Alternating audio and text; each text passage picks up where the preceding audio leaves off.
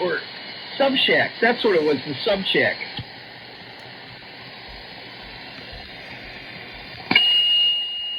I remember when he had Murphy's in there, that 5 and 10. Oh my God! I used to go up there all the time and get pizzas, or it was Chicken Man. I used to go over there go-karting all the time. Remember the go-kart track? And the bumper boats. Don't forget the bumper boats. Oh, man, that was a memorable place. Yeah, that was a good time up there. I'd go on the bumper boats right after I bought my barn.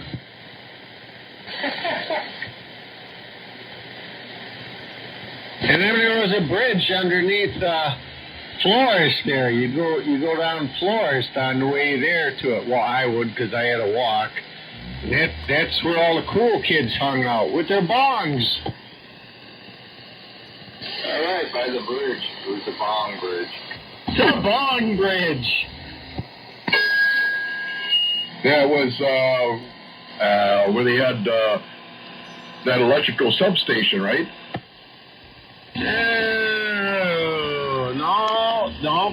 Nope. I know what you're talking about. That's the one on 76th Street. I didn't like going under that one. Okay, so you're talking what? Oh, you said what? Billard? Oh no, Florist. So you'd go to the high school, which was Madison, and then you would walk. That would be west, I think. Yeah, you'd walk west right before you got to Bonanza Shopping Center. That's where that bridge was, or overpass. Okay, I got you.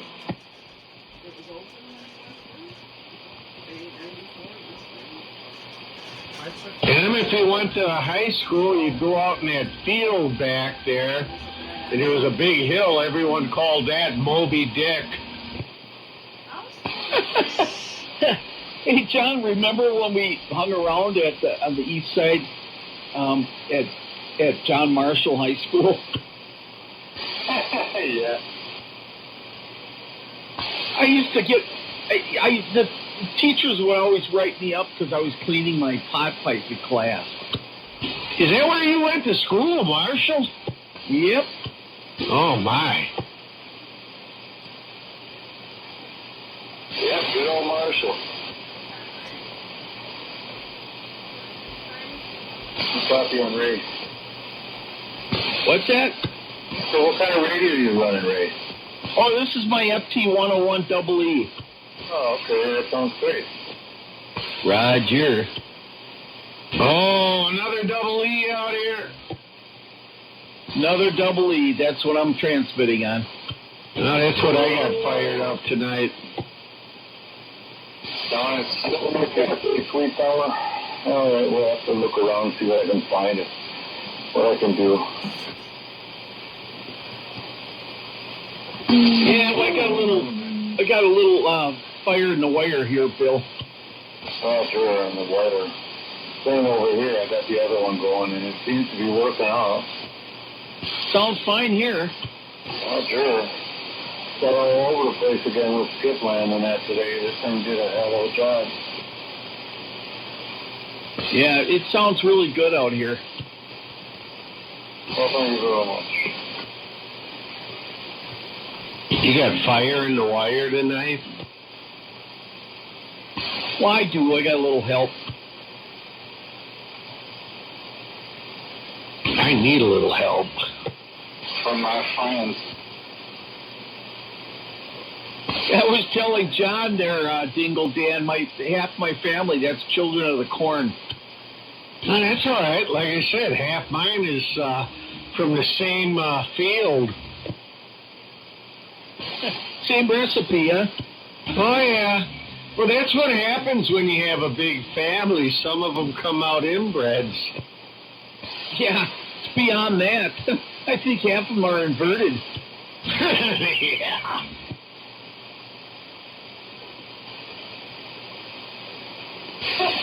Crazy, man. It is. My mom used to put her head down and say, I didn't raise these kids like this. What the hell's wrong with everybody? That must be one of those parental one-liners they use when their kids aren't perfect.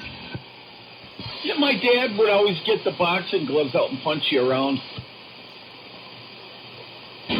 Well, that worked out well. Yeah, you didn't want to piss Splash off. Give me all one, too.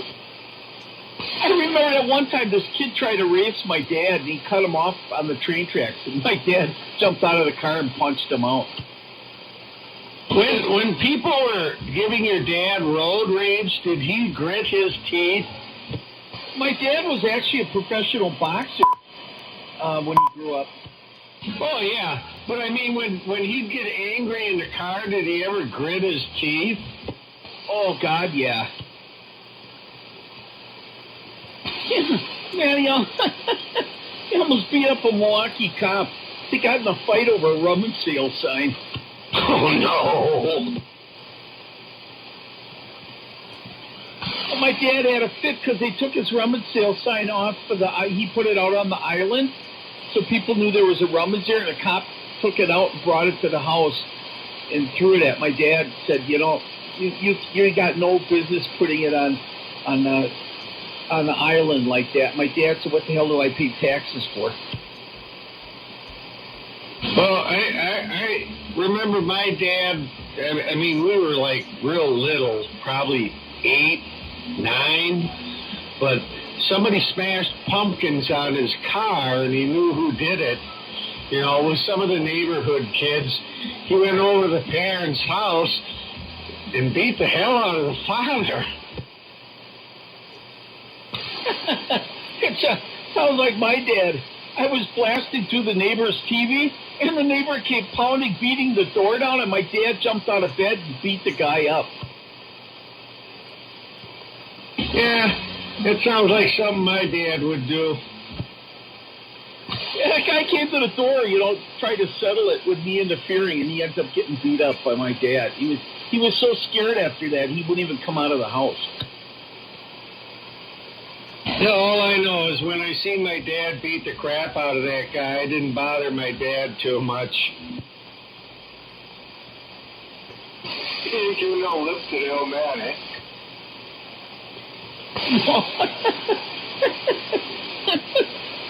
I remember my mom was pleading with him to calm down. She says, you're gonna kill somebody.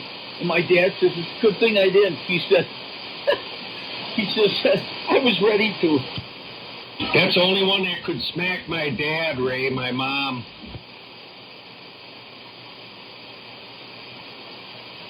That was nuts, man. There was always some iron in the fire at the house, man. Never was a dull moment. I remember the cops were coming over all the time. Wasn't my brother in trouble? He was hanging around the east side doing acid and stuff. And then I got involved. I got involved with the police and stuff, and they were coming to the house. It was nuts. That's got to be a recipe for a big family. It sure was. Yeah, then the running with the FCC and all that, crazy.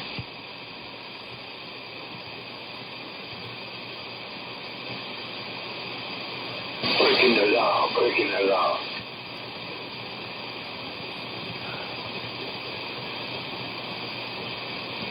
I remember my dad, I remember one time he brought home one of those big military, what do you call it, things that they drive the people in, those big, I forget what they call them, where all the soldiers crawl in and ride in. Half-track or something? All I know is you don't need a key to drive them. I think it was about 14, and I took that thing for a ride. I'm like, well, that's something my friend talked me into. Oh, my dad was not happy. Oh, yeah, driving a half. I can't remember what they call those things, but they're pretty big. Is that a deuce and a half? I don't know. The thing was huge. It was huge. I could barely reach the pedals. Yeah, probably a deuce and a half. Yeah, those are big troop carriers. That's it. It was a big troop carrier. You know, it was just huge, big diesel engine. Hey, John, did I ever tell you that time where, you know, I was always curious when I was little if I see something with knobs and stuff, and I had to turn them to see what they did? My dad's buddy comes over with this real expensive Model T Ford, and he just rebuilt the thing, and I jumped up on the side of it. I'm like, half my body's like hanging through the window, and I'm like, what does this knob do? What does this knob do? And I pulled this lever out, and the thing went through the garage door. Oh, no. Oh, boy. Oh, boy, Ray. You went through pools and garage doors? I freaked out so bad, I started running down the street. I found a dumpster, and I dove in the dumpster, and I could hear these car tires skidding around and yelling, "Did you see my kid? Did you see my kid?" And then I heard the neighbor say, "Yeah, he's in the dumpster." My dad pulled me out by my hair out of the dumpster. Oh, my God. Ray, you were rough on pools and garages. Yeah, that's for sure. Oh, man. I was blowing TV picture tubes up in my bedroom and big capacitors and stuff. My dad says, "Man, this is like the monsters. This kid's going to kill us." Now I know why I never had kids. And in that time, I took my dad's coat rack, all his suits and stuff. I threw them all on his bed, and I took the rack up, and I nailed it to the house roof to listen to a shortwave station.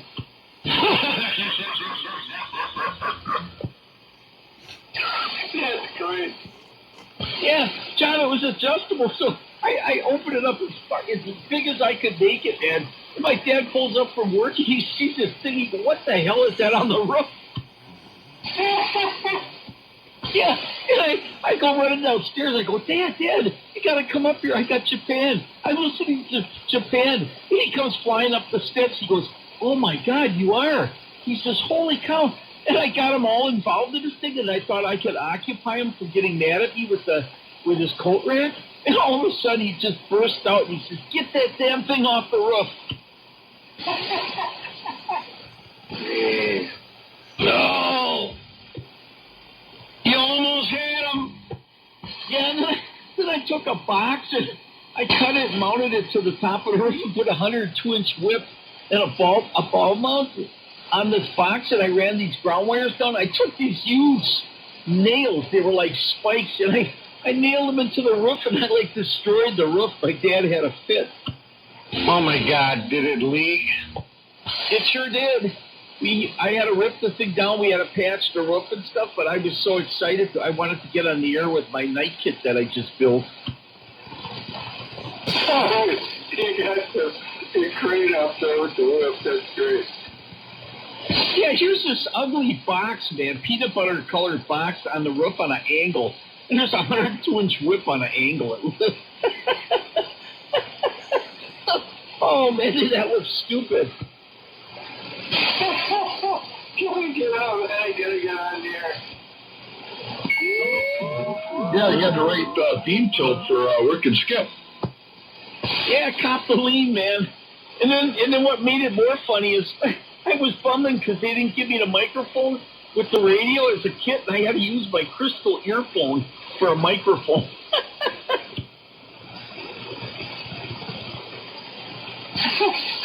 This is so funny as hell. Yeah. Oh, no. Yeah, they have the right total quality for DX. You sound like a mosquito. Yeah, it was more like a mosquito in heat.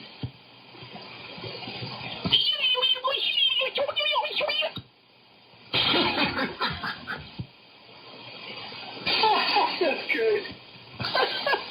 Yeah, it was crazy. I remember there's times I went downstairs and I heard my dad talking to my mom. "I got to do something with this kid. He's going to kill us." The house on fire. Yeah, and then it got worse. Then Greg got all defective, and he was lighting his garbage pail and stuff on fire in his bedroom. No. Oh my God. Yeah. He's got all this fucking garbage in there. He's fired it up. Yeah, he took. He went in my dad's room where my dad was at work, and he took all his dress pants and he hung them on stakes out in the yard and started them on fire. Oh my God! Yeah. My dad comes home and he sees all this black smoke. He goes, call the fire department. We got a fire. Yeah, my mom's yelling, honey, those are your pants. Oh my God! Yeah. I'm gonna see the look on my dad's face. I'm gonna hang him on the wash line.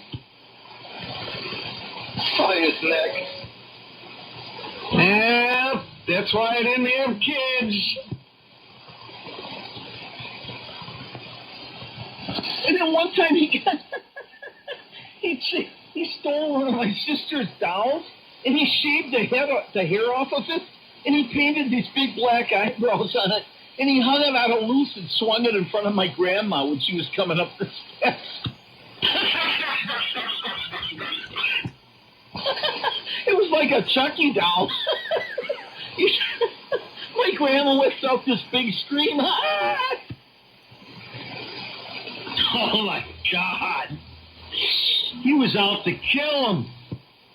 What's wrong with these kids? Yeah, my grandma just about had a heart attack.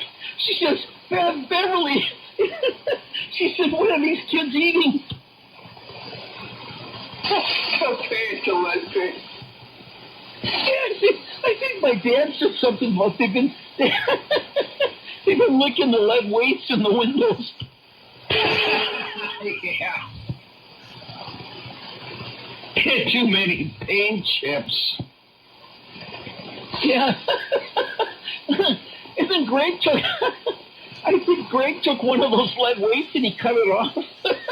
He cut it off and he tied a long rope on it. He was busting my dad's radio up in the yard with it. Oh my God! Yeah, you wonder why my dad locked himself in his rec room? Yeah, we know why. They must have drank a lot. No, just hyperactive and in trouble. You know, a lot of trouble. And when he stole my sister's wedding ring and traded it for some mouthful of bubble gum at the sweet shop. Oh no! How'd that end? Oh, he got in trouble. They had to get the ring back from the guy, and I don't know. Greg was probably the worst. And my brother Bill, he was a much better.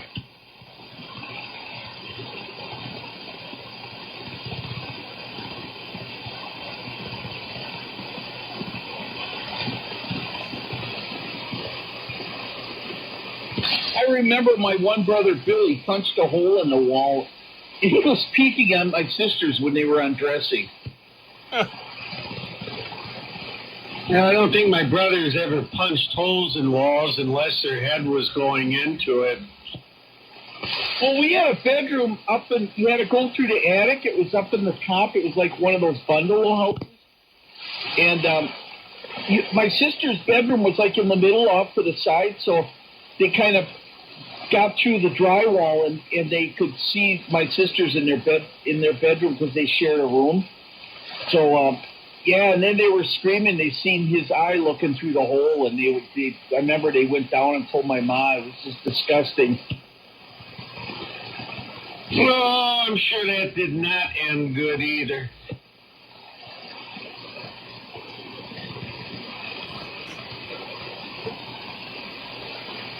Puberty